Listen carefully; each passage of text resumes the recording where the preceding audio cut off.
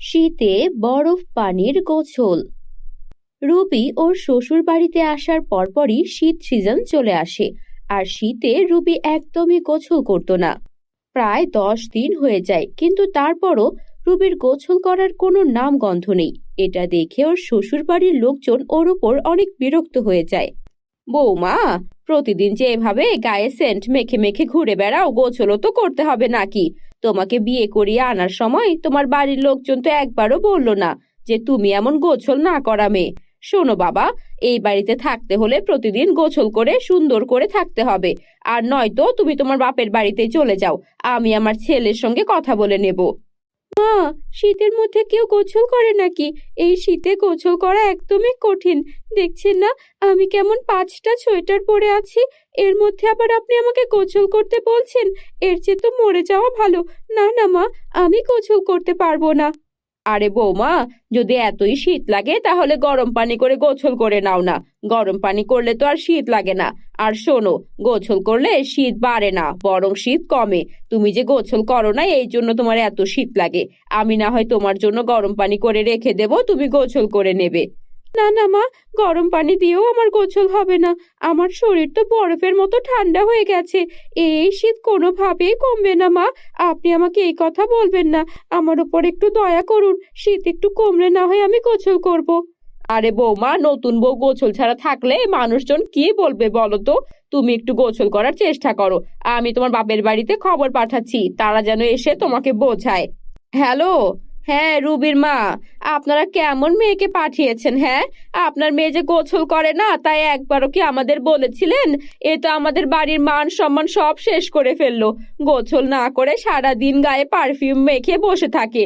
ওই পারফিউমের গন্ধেও কাছে যাওয়া যায় না। কি একটা বিশ্রী অবস্থা! তা মেয়েকে যখন দিয়েছেন তখন বললেই পারতেন যে আপনাদের মেয়ে এমন নোংরা।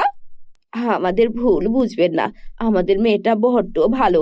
ওর শুধু এই একটাই সমস্যা, শীত এলে গোসল করে না।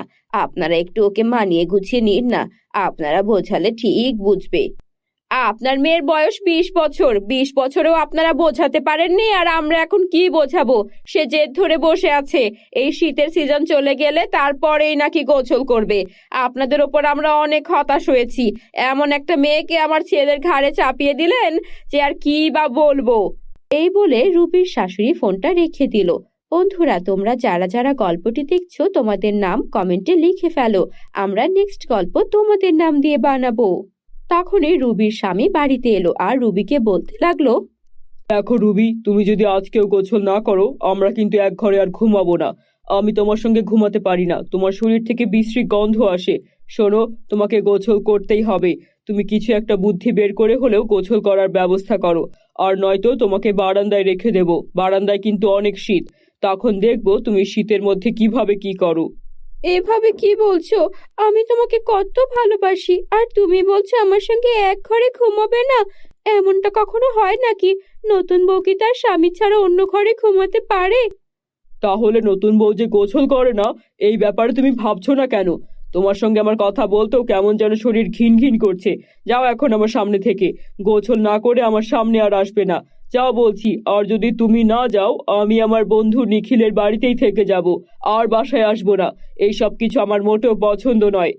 আরে আরে, তুমি এভাবে বলছো কেন?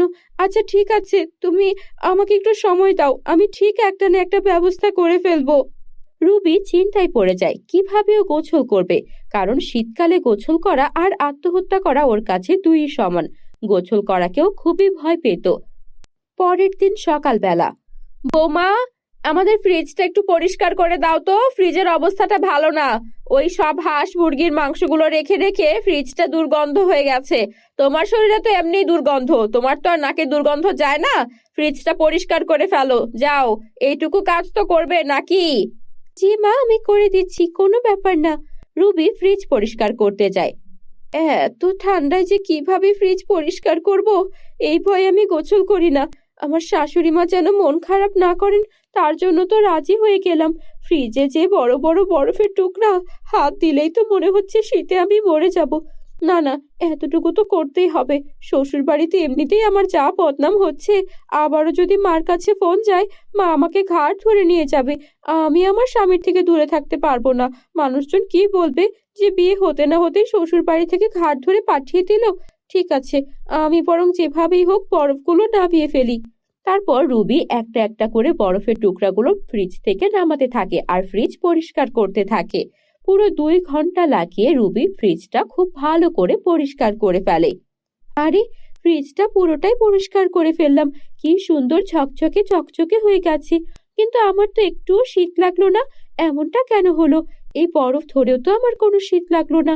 ছোটবেলা পড়েছিলাম বিষে বিষক্ষয়, তার মানে আমি যদি শীতের মধ্যে বরফ দিয়ে গোসল করি আমার একটুও শীত লাগবে না।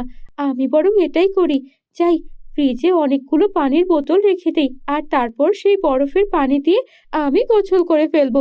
আজকে মাকে সবাইকে চমকে দেব যে আমিও কোনো অংশে কম নই। আজকে তো আমি গোসল করে দেখাবোই দেখাবো। যেই ভাবা সেই কাজ। রুবি ঘরের সবগুলো খালি বোতল নিয়ে এসে সেগুলো পানি দিয়ে ভর্তি করলো আর তারপর সেগুলো ফ্রিজে রেখে দিল। দুপুরবেলা সেই বরফগুলো বের করে নিয়ে গোসল করতে চলে গেল আর সেই ঠান্ডা বরফের পানি দিয়ে গোসল করে নিল। গোসল করে চকচকে সুন্দর হয়ে ওর শাশুড়ির সামনে এসে দাঁড়ালো। মা, দেখুন তো আমাকে কেমন লাগছে।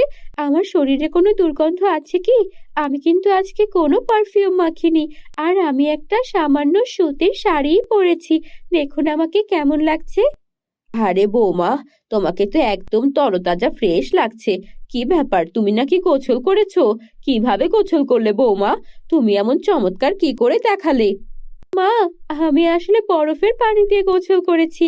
এই দেখুন না, বরফের পানিগুলো কত ঠান্ডা হয়, কিন্তু শীতের কারণে এই ঠান্ডা বরফের পানিতে আমার একটুও ঠান্ডা লাগেনি। আমি তো ঠিক করেছি, এখন থেকে বরফের পানি দিয়েই গোসল করব। তোমার যেমনে ভালো হয় তুমি তেমনই করো, তবুও তুমি গোসল করো মা। এই গোসল না করে করে নিজের শরীরটাকে আর খারাপ করো না। এরপর রুবি প্রতিনিয়ত ঠান্ডা বরফের পানি দিয়ে গোসল করতে থাকে, কিন্তু টানা 10 দিন এভাবে বরফের পানি দিয়ে গোসল করার কারণে রুবির মারাত্মক রকমের ঠান্ডা লেগে যায়, ওর নিউমোনিয়া হয়ে যায়। ওকে যখন হাসপাতালে নিয়ে যাওয়া হয় ডাক্তার শুনে বলে, আপনারা এসব কি করেছেন? এই শীতের মধ্যে ঠান্ডা বরফের পানি দিয়ে গোসল করে কেউ নাকি?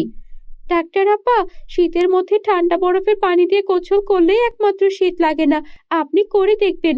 রাখুন আপনার এসব আজগুবি বুদ্ধির কথা। শুনুন, আপনি এখন থেকে আর ঠান্ডা বরফের পানি দিয়ে গোসল করবেন না, নয়তো নিউমোনিয়া একদম মারা যাবেন। কি কঠিন রোগ বাঁধিয়েছেন আপনি। আপনি দরকার হয় গরম পানি দিয়ে গোসল করবেন, একবার সাহস করে গোসল করে দেখুন। আর নয়তো নিউমোনিয়ায় মারা গেলে তখন কি হবে? না না ডাক্তার আপা, আমি মারা যেতে চাই না, মাত্রই তো বিয়ে করলাম। ঠিক আছে, আমি এখন থেকে গরম পানি দিয়েই গোসল করব। বন্ধুরা, গল্পটি তোমাদের কাছে কেমন লেগেছে কমেন্টে অবশ্যই জানাবে। আর আমাদের চ্যানেলে নতুন হয়ে থাকলে চ্যানেলটিকে সাবস্ক্রাইব করতে ভুলো না যেন।